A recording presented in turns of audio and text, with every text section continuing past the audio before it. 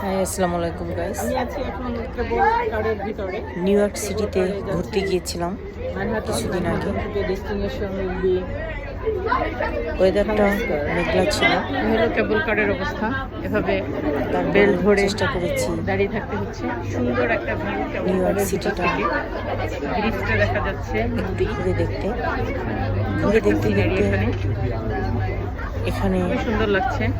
কেবল কারের ভিতর থেকে দেখতে পেলাম রাজভল্ট আইল্যান্ডের যে ব্রিজটা,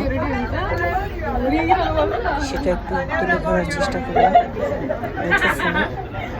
ভীষণ ভালো লাগছিল কেবল কারে আমরা উঠে যখন ব্রিজের এপার থেকে ওপারে যাচ্ছিলাম। খুব সুন্দর আইল্যান্ডের লেকটা দেখা যাচ্ছিল, ভীষণ ভালো লাগছিল দেখতে।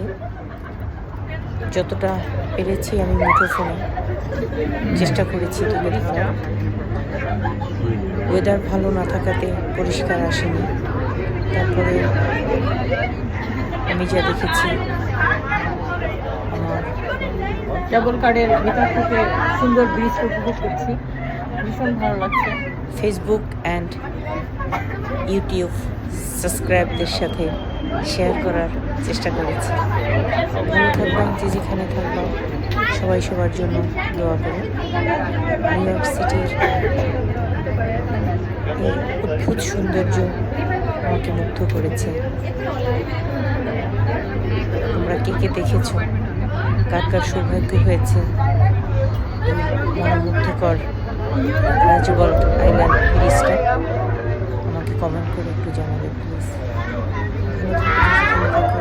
আল্লাহ হাফেজ। Subscribe my YouTube channel. Thank you.